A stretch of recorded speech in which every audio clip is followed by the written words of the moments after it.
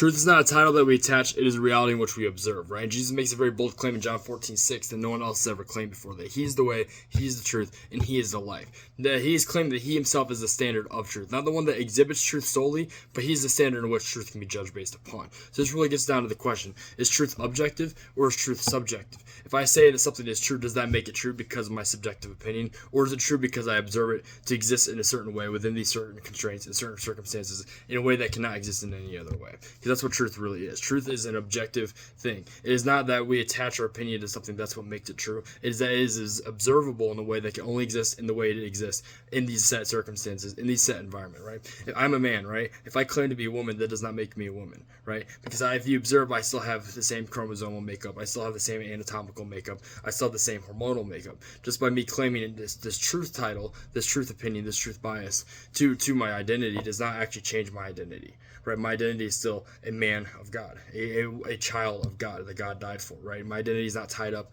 in my truth claim. So I guess the point I'm getting here is that if truth is objective, then there has to be something outside of what we are constrained to set this objectivity, right? In order for something to be true, in order for something to be objective, there has to be a standard. And this standard cannot exist in a way that can be manipulated the same way as everything else in our universe, right? It has to exist outside of time, outside of space, outside of matter, but can still interact with time, can still interact with space, can still interact with matter, right? Genesis 1:1, God created the heavens and the earth, right? He's outside of time, space, and matter because He put forth time, space, and matter.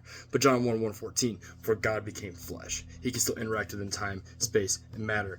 So the continuums that we submit to as people, as human beings, were created and set forth by God, but at the same time, God can interact within them, meaning that He Himself can, in fact, be the truth. And this does actually line up with his claim in John 14:6, because He Himself put in the objectivity and then can also interact within the objective world that He created. So this is a deeper video. If you have any questions about this theologically or just philosophically, please feel free to reach out. But truth is a real thing, and it's objective, not subjective. Just because you say something is true doesn't make it true. God bless y'all.